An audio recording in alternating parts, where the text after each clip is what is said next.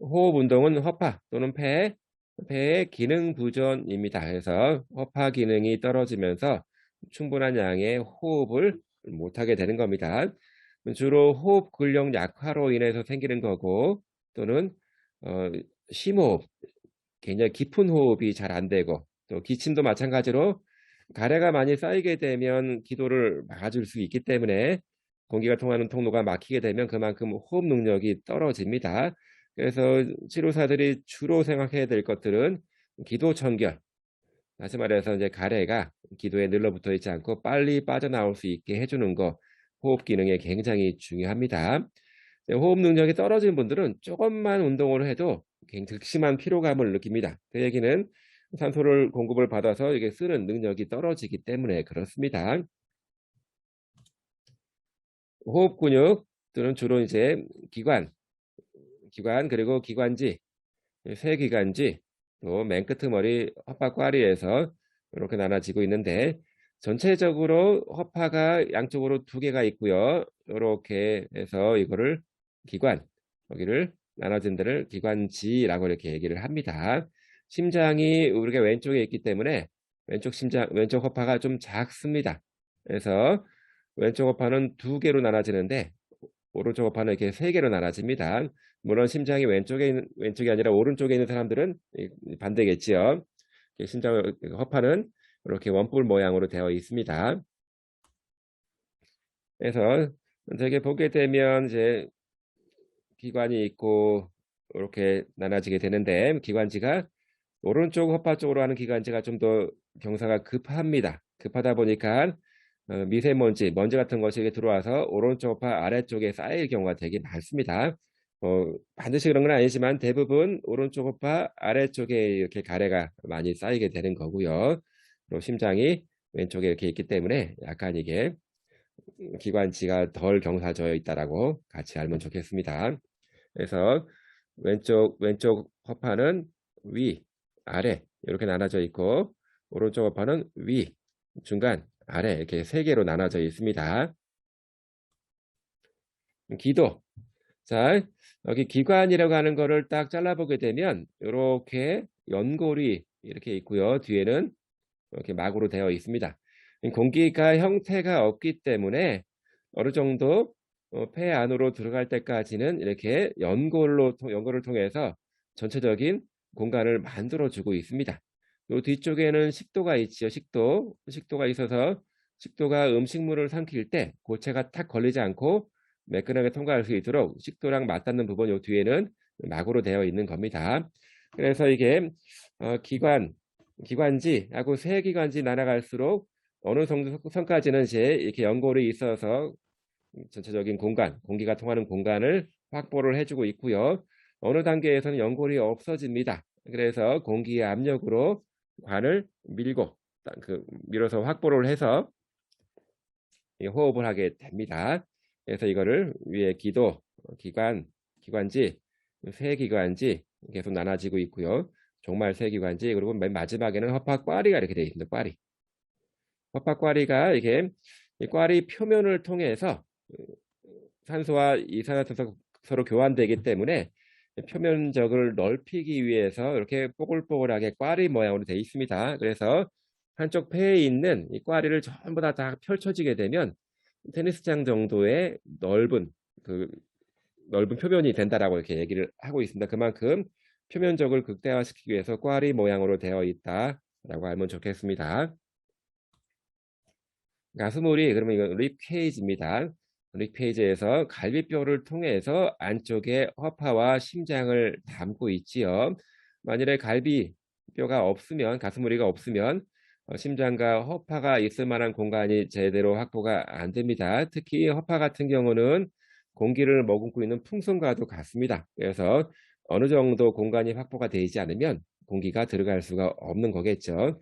그래서 갈비우리는 등뼈, 그리고 목장뼈, 그리고 갈비뼈로 같이 구성이 되어져 있습니다. 갈비뼈는 그냥 통뼈가 아니라 앞쪽 부분이 물렁뼈로 되어 있습니다. 그래서 우리가 숨을 깊게 들이마시게 될 때 배가 볼록 튀어나오면서 가슴울이, 갈비뼈도 같이 커집니다. 가슴도 커지는 거지요. 물렁뼈가 있기 때문에 가능한 거고요. 그리고 갈비뼈는 크게 12쌍인데 3개의 타입으로 나눠집니다. 첫 번째는 트루립이라고 해서 1번부터 7번, 그리고 팔스립이라고 해서 8번부터 10번, 그리고 플로팅 립이라고 해서 11에서 12번째 갈비뼈를 나누게 되는데, 자, 앞쪽에 이렇게 가슴뼈, 이제 복장뼈가 이렇게 있고 1번부터 7번까지는 다 복장표에 붙을 만한 자리가 나눠져 있습니다. 이 복장표에 1번부터 7번까지는 자리가 있고 8번부터 10번까지는 7번의 연골에 갖다 눌러 붙습니다. 연골에 눌러 붙어 있고 11번, 12번은 앞쪽으로 붙지 않고 붕 떠 있습니다. 그래서 우리가 호흡할 때 여러 근육들이 붙는 자리를 제공해 주고 있습니다. 그래서 1번부터 7번까지는 복장뼈에 붙는 자리가 있기 때문에 진짜 갈비뼈다 라고 이렇게 얘기를 하고 있고, 8번, 9번, 10번은 복장뼈에 붙는 것이 아니라 7번 갈비뼈 연골에 붙어 있기 때문에 가짜 갈비뼈, 팔스립으로 분류를 하고 있고, 11번, 12번은 앞쪽으로 붙지 않고 그냥 뒤에만 붙고 붕 떠 있어서 플로팅 립, 뜬 갈비 이렇게 얘기를 하고 있습니다. 호흡 근육들은 주로 중요한 호흡 근육은 가로막, 다이아프라금입니다. 자, 사실 숨을 들이마실 때는 근육 작용이 필요하고요. 숨을 내쉴 때는 숨을 들이마시기 위해서 수축했던 근육들을 이완시키면 그냥 그대로 숨은 나갑니다. 다시 말해 숨을 내쉴 때는 굳이 근육 작용이 필요가 없습니다. 우리 허파는 풍선이랑 똑같습니다. 그래서 풍선이랑 똑같기 때문에 이렇게 풍선을 다 불고 부른 상태로 막아놓게 되면 이제 거기 안에 공기가 모여 있는 거고, 또 풍선을 쥐어짜지 않아도 그냥 막아놓은 걸 트기만 하면 풍선 안쪽에 있는 공기가 다 빠져나가는 거지요. 그런 것처럼 숨을 들이마실 때는 허파가 최대한 팽창을 합니다. 그리고 숨을 내쉴 때는 가만히만 있으면 팽창된 허파가 그냥 다시 그냥 제 위치로 가서 숨을 내쉬게 됩니다. 이거를 리코일이라고 그래요. 리코일. 어쨌든 간에 들이마시는 게 굉장히 중요한데 가로막이 굉장히 중요한 근육이고, 이 근육은 웬만하면 마비가 되지 않습니다. 다른 근육이 다 아트로피가 오고 마비돼도 이 근육은 마지막까지 있는 근육이라 볼 수 있습니다. 그리고 갈비사이근이라고 하는 것이 있습니다. 갈비뼈가 이렇게 아래 위로 2개가 이렇게 있으면 저기 복장뼈가 있고요. 그러면 갈비사이근이 요 방향으로 내려가 있는 갈비사이근이 있고, 또 이 방향으로 가 있는 갈비사이근, 이렇게 2겹이 있습니다. 이 바깥쪽 겹은 요 방향으로 내려가고 있고요. 안쪽 겹은 요 방향으로 이렇게 내려가 있는 겁니다. 그래서 바깥 갈비사이근은, 자, 이거에 대해서 이거를 위로 끌어올리는 겁니다. 그러면서 가슴이 확대가 되게, 갈비우리가 확대가 되게 만드는 게 바깥 갈비사이근. 다시 말해서 횡격막, 가로막 이 작동돼서 배가 볼록 튀어나오는 동안에 바깥 사이근이 같이 작동되면서 숨을, 가슴도 커지게 해서 호흡이 쭉 들어올 수 있게 만들어 주는 겁니다. 아울러서 갈비뼈에 붙어 있는 모든 근육은 전부 다 호흡 보조근이라고 볼 수 있습니다. 호흡 보조근입니다. 이렇게 해서 이제 중요한 거는 가로막과 이제 갈비사이근이라고 하는 것들이고요. 숨을 내쉬는 거는 사실 근육 작용이 필요 없습니다.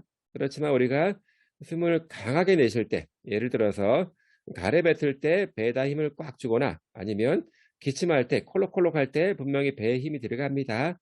이렇게 이제 숨을 강하게 내쉬게 될 때는 근육 작용이 필요한데, 그런 경우는 아래쪽 갈비사이근, 다시 말해서 위쪽 갈비뼈를 아래쪽으로 이렇게 내려주는 겁니다. 그러면서 가슴을 작아지게 만드는 거지요. 그리고 주로 복근입니다. 복근 4개가 한꺼번에 수축하면서 배 쪽으로 해서 이제 가로막을 위로 딱 밀어주면서 압력을 강하게 해서 숨을 내쉴 수 있도록 도와주게 됩니다. 그래서 날숨 보조근으로 이렇게 같이 알아두면 좋겠습니다.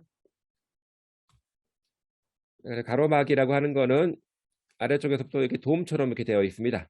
그리고 가운데가 이렇게 그 힘줄, 넓은 그 막처럼 되는 힘줄로 되어 있고 양쪽 가생에서 이렇게 쭉 당겨주게 되면 이 돔이 이렇게 쭉 내려오면서 전체적인 호흡을 숨을 이렇게 들이들 수 있도록 만들어 주는 거지요. 아울러서 이렇게 이런 방향으로 달리고 있는 바깥 갈비사익은 또 이거는 같이 수축하면서 숨을 들이마실 때 하는 거고요. 반대로 이런 방향으로 하고 있는 두 겹이 있다라고 했습니다. 안쪽 갈비사이근은 숨을 내쉴 때 주로 쓰는 근육이다라고 생각하면 되겠습니다. 자, 그래서 이제 예를 들어서 이제 호흡 보조근이라고 해서 주로 이제 갈비뼈에 많이 붙어 있고 또는 목갈비근처럼 여기 위쪽에서 붙어 있는 근육들은 사실은 그 호흡 보조근들은 자기들의 고유 역할들이 분명히 있는데 숨 쉴 때 보조적인 작용을 할 수 있겠습니다. 예를 들어서 이렇게 위쪽에서 이렇게 잡아 당겨주게 되면 전체적인 가슴이 위로 올라가면서 커지는 거지요. 또는 이제 그 큰 가슴근 같은 경우는 팔을 안쪽으로 돌리고 붙이는 근육이지만 팔이 고정돼 있을 때 이 큰 가슴근을 힘주게 되면 전체적인 것을 앞으로 당겨줘서 옆으로 벌어지게끔 도와주는 작동을 하게 됩니다. 그래서 이게 호흡 보조근들도 같이 쓰여지는 거고요. 또는 이제 숨을 내쉴 때 보조근들 같은 경우는 주로 복근이라고 할 수 있는데 복근이 배를 콱 힘주면서 전체적인 안쪽에 있는 그 내부 장기들을 압박을 해서 가로막을 위로 쳐 밀고 올라가게 만들어 줍니다. 그러면 어, 허파 쪽에서 공기 압력이 강해지면서 빠르게 숨을 내쉴 수가 있습니다. 자, 그 얘기는 복근이 마비되면 기침을 할 수 없다라고 하는 뜻입니다. 그래서 SCA 환자분들, 사지마비 되신 분들 기침을 못해서 이제 이전에는 폐렴으로 많이 돌아가셨어요. 근데 지금은 그 호흡 관리를 잘하고 있기 때문에 그런 경우는 없지만 어쨌든 이제 복근이 숨을 내쉴 때 보조근으로 사용될 수 있다라고 하는 겁니다. 갈비뼈의 움직임은 크게 세 가지가 있습니다. 그래서 1번부터 6번 정도는 주로 앞뒤로 움직이는 AP 모션이 있고요. 7번부터 10번까지는 앞과 뒤로 연결되어 있으면서 이게 양동이 손잡이처럼 위아래로 이렇게 움직이게 됩니다. 앞뒤가 아니라 위아래의 움직임이 생기고 11번, 12번 같은 경우는 앞쪽으로 연결되어 있지 않은 플로팅 립, 뜬 갈비이기 때문에 이거는 그냥 앞뒤로 이렇게 움직이면서 컴파스처럼 이렇게 움직이게 됩니다. 그래서 이렇게 위쪽 갈비뼈와 중간 쪽 갈비뼈 그리고 아래쪽 갈비뼈의 움직임이 조금씩 다르다라고 보면 되겠습니다. 우리가 숨 쉬는 형태를 보게 되면 가슴 호흡 그리고 배 호흡이 있는데 숨을 쉴 때는 주로 가슴도 커지고 배도 볼록 튀어나와야 되는데 가슴 쪽을 더 크게 만들어서 호흡하는 그런 경우도 있고 가슴보다는 배 쪽으로 호흡을 하게 되는 경우도 있습니다. 잠시만요.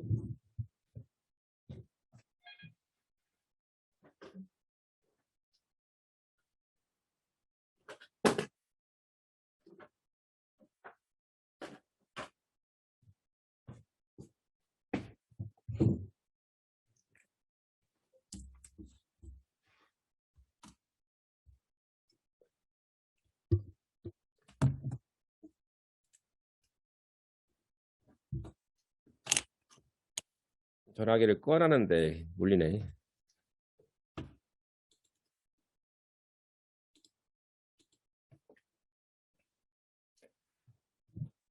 다시 하겠습니다.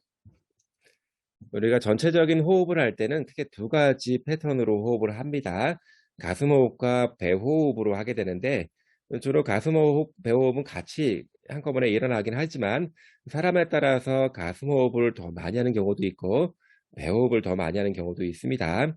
가슴 호흡 같은 경우는 주로 가슴 쪽 근육들을 많이 쓰면서 호흡을 하기 때문에 사실은 배 호흡에 비해서 가슴 호흡은 사실은 그 에너지 소모를 더 많이 하는 거고 비효율적인 겁니다. 그래서 우리가 심호흡 할 때는 주로 배호흡을 통해서 심호흡을 하게 되는 겁니다. 배호흡은 가로막이 작동이 되면서 하는 거기 때문에 훨씬 더 안전하고 효율적으로 호흡을 할 수 있는 방법이라 볼 수 있습니다. 자, 그리고 정상 성인 같은 경우는 어 분당 숨을 쉬는 횟수가 12회에서 20회 정도라고 합니다. 유산소 능력이 좀 좋은 분들은 12번 정도만 할 수 있는 거고, 좀 그렇지 못한 사람들도 이제 호흡률이 더 올라가는 거죠. 자, 그런데 애들 같은 경우, 어린아이 같은 경우는 호흡을 더 많이 빠르게 합니다. 그리고 나이가 들면서 호흡률은 조금씩 조금씩 떨어지게 되는 거지요. 가슴 호흡은 주로 가슴 우리, 소라시 케이지에 의한 호흡이라고 볼 수 있습니다. 그렇지만 이제 배호흡으로 하는 것보다 호흡량은 좀 적습니다. 물론 가슴과 배가 같이 움직여지면서 커지면서 호흡을 하는 거겠지만, 좀 사람에 따라서 가슴 호흡을 더 많이 하는 경우에는 그만큼 호흡량도 줄고, 그리고 에너지 소모도 더 많이 됩니다. 즉 호흡할 때 호흡 보조건을 굉장히 많이 쓰게 됩니다. 반면에 배호흡은 가로막을 이용해서 수축과 이완을 통해서 하는 호흡입니다. 그래서 호흡량이 크기 때문에 우리는 가로막을 사용한 배호흡을 조금 더 권장하고 있습니다. 어쨌든 가슴이든 배든 같이 통합되면서 이제 호흡을 하게 되는데, 역설적 호흡이 있습니다. 이거는 되게 이제 숨을 들이마실 때 가슴도 커지고 배도 이렇게 나와야 되는데, 배가 나오는 동안에 가슴이 들어가고 가슴이 나오는 동안에 배가 들어가는 경우, 이거는 굉장히 호흡의 효율성이 매우 떨어집니다. 한꺼번에 같이 확대가 되지만 숨이 쭉 하고 금방 들어올 수 있는데, 이거는 굉장히 얕은 호흡밖에 할 수가 없고, 이런 경우에는 심호흡이 안 되기 때문에 호흡을 통해서 얻을 수 있는 이득이 아주 적어집니다. 이런 경우를 역설적 호흡에서 파라독시칼 브레싱이라고 합니다.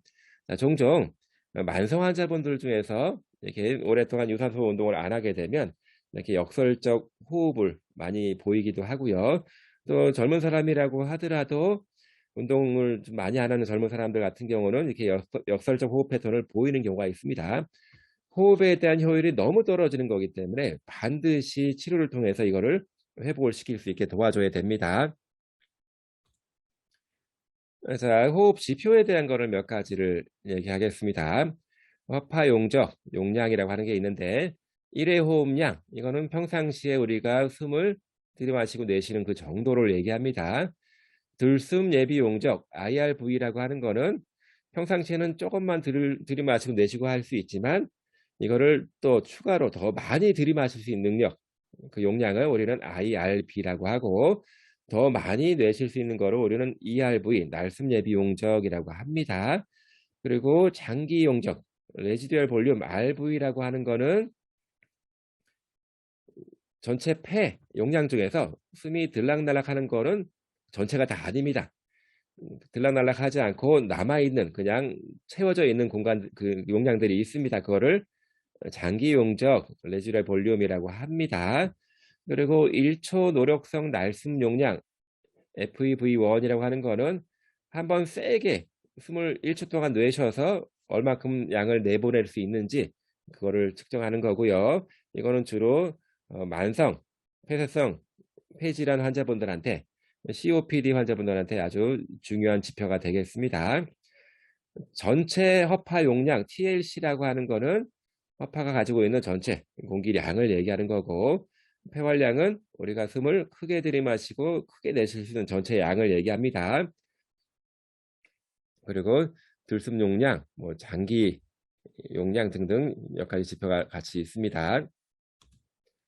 전체 평상시에 우리가 숨을 들이마시고 내쉬고 들이마시고 내쉬고 하는 그 양을 우리는 1회 호흡량 타이달 볼륨 TV라고 하고, 숨을 더 크게 들이마실 때 더 많이 들이마실 수 있는 양, 이거를 평상시에는 쓰고 있는 양은 아니지만 예비로 갖고 있는 양이다 해서 IRV라고 합니다.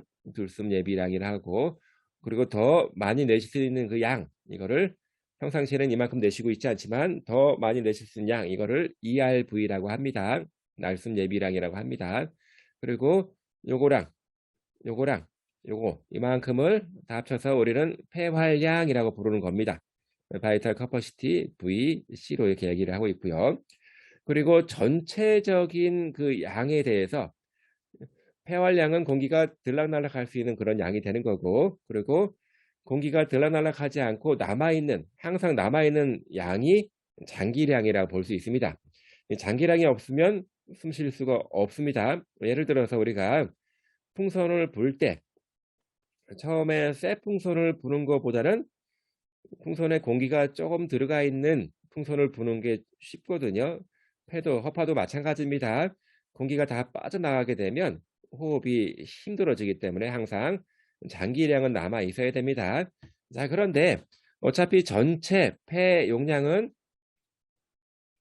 폐활량과 장기량입니다. 자, 그런데 사람에 따라서 운동을 많이 안 한 사람들은 장기량이 더 늘어나는 거고요. 폐활량이 줄게 되는 겁니다. 반대로 운동을 많이 한 사람들은 폐활량이 더 많이 늘어나고 장기량을 줄일 수가 있는 겁니다. 결국은 폐활량이랑 장기량의 싸움이 되는데 어떤 것이 더 많은지, 장기량이 많은 사람들은 그만큼 호흡 능력이 떨어지는 사람들인 거고, 폐활량이 많은 사람들은 그만큼 호흡 능력이 좋은 사람들이다. 이렇게 볼 수 있겠습니다. 자, 그리고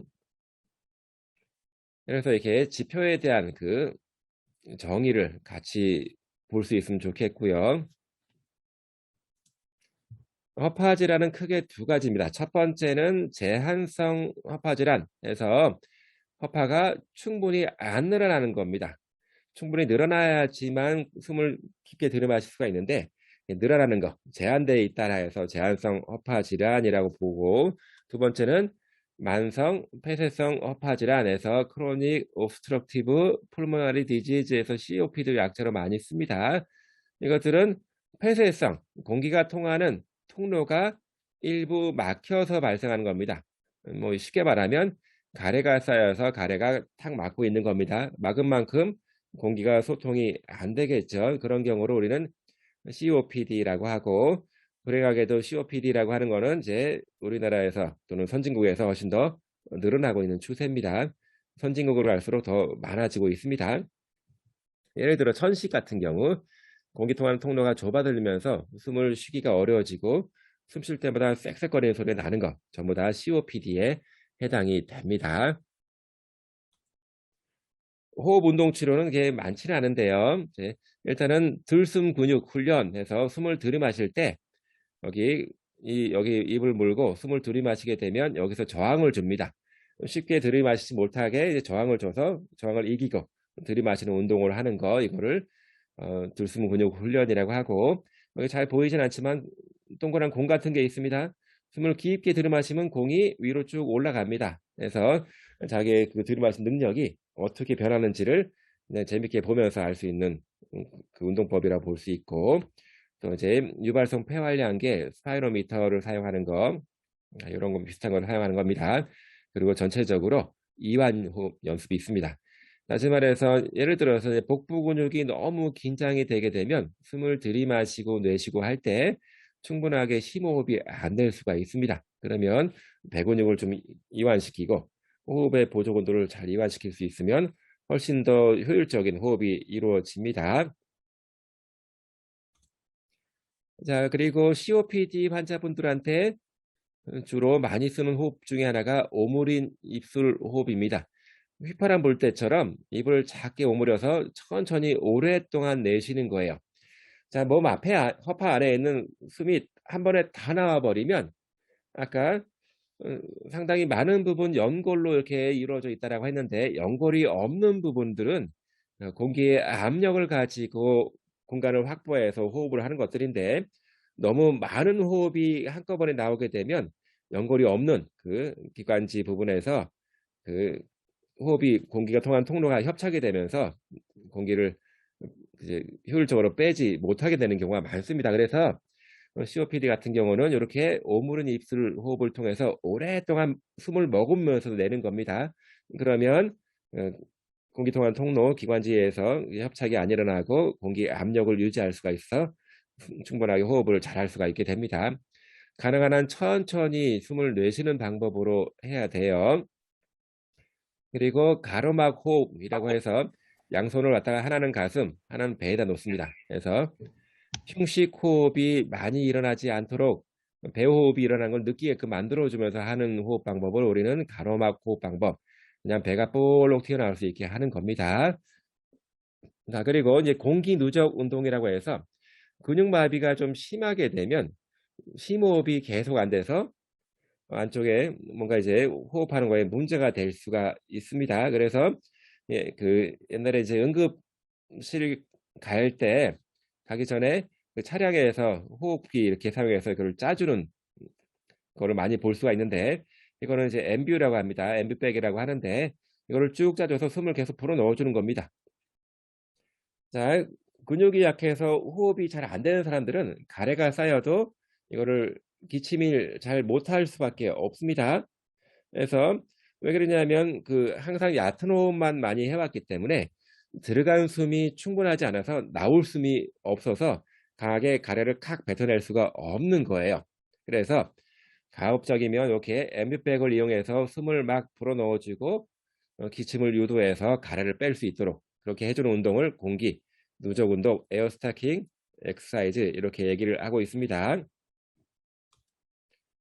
또 이렇게 진동을 주거나 아니면 두들겨줘서 이쪽 폐를, 허파를 진동을 줘서 그 가래를 잘 떨궈질 수 있도록 만들어주는 거를 우리 체스트 PT라고 해서 주로 임상에서 많이 쓰는 거는 두들기는 거. 두들기는데 손바닥으로 두들기는 것이 아니라 손을 이렇게 동그랗게 모아서 공명이 일어날 수 있도록 펑펑 쳐주는 겁니다. 그리고 경우에 따라서는 이제 개별 바이브레이션 장비를 이용해서 진동을 막 줄 수도 있고, 좀 기술이 좀 좋은 사람들 같은 경우는 직접 손을 통해서 이제 진동을 주는 방법들도 있습니다. 자, 그리고 그 허파도 마찬가지로 이제 공기 입자가 들어가서 가래가 쌓이게 되는데, 허파의 위치에 따라서 예를 들어서 위쪽에 있는 허파는 위쪽으로 향하는 기관지를 타고 올라갈 것입니다. 위쪽에 가래가 쌓이게 되면 그냥 평상시에 앉아있는 자세만 잘 취해도 가래도 약간의 입자가 있기 때문에 무게감 때문에 중력 방향으로 이렇게 내려오겠죠. 그래서 큰 기관지까지만 가래를 보낼 수 있으면 가래는 자동적으로 알아서 나옵니다. 그래서 작은 기관지에서 큰 기관지 쪽으로 가래를 빨리 뺄 수 있도록 이렇게 중력 방향으로 위치시켜서 가래가 알아서 잘 빠질 수 있게 만들어준 방법들이 체위 배출법, 포스처럴 드레네이지라고 합니다. 다시 말해서 몸의 위치를, 자세를 잘 바꿔가면서 가래가 쌓인 위치를 잘 빠질 수 있도록 만들어주는 거지요.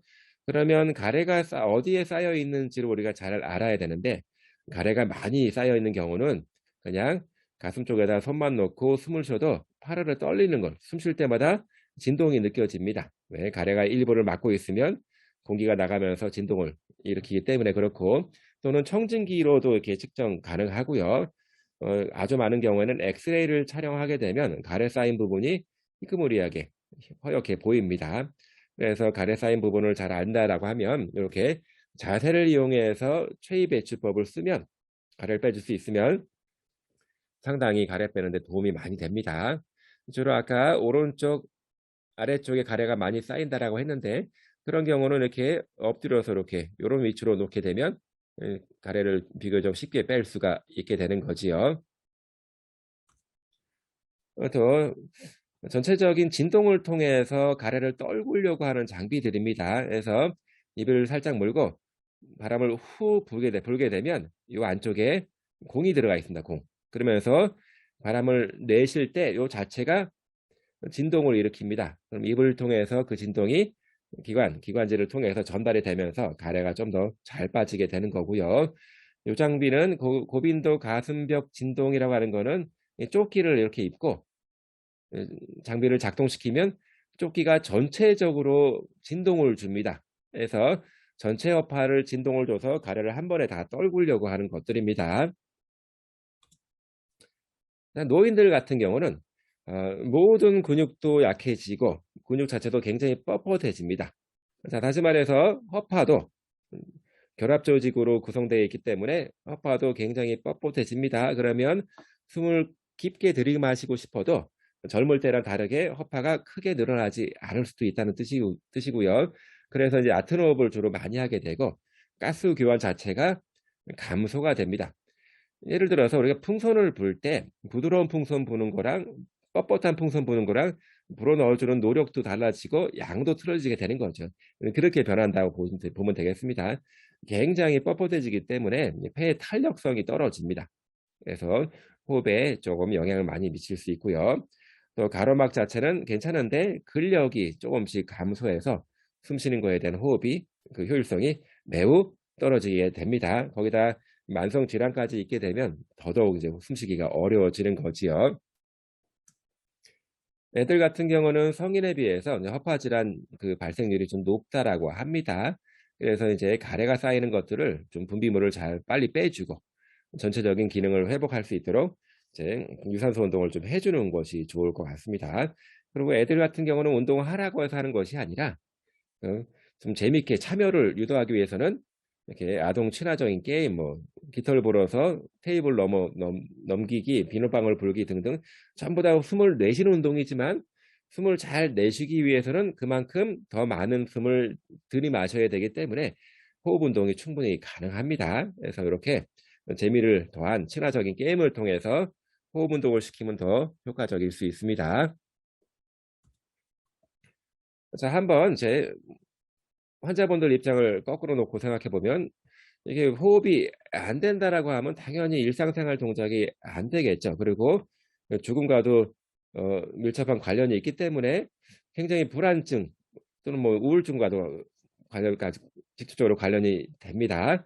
그래서 전체적인 호흡곤란에 빠지는 거는 ADL 할 때 너무너무 힘든 거라서 이거를 빨리 해결해 줄 필요가 있는 거고 기침, 가래 이런 것들이 계속 축적이 되면 호흡은 더 많이 떨어지게 되는 겁니다. 그래서 호흡 운동이 중요한 거는 이제 독립적으로 ADL을 할 수 있게 유지하기 위해서는 호흡이 굉장히 중요할 수 있습니다.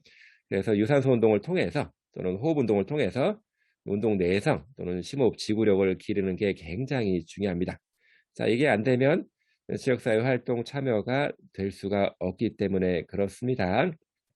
그래서 심호흡 운동을 많이 해서 호흡군을 강화시키고 또는 지구력을 강화시키는 거 굉장히 중요하게 다뤄야 될 겁니다. 호흡 능력이 일상생활 활동과 밀접한 관련이 있고 삶의 질을 좋게 만드는 데 아주 중요한 요소이기 때문에 그렇습니다.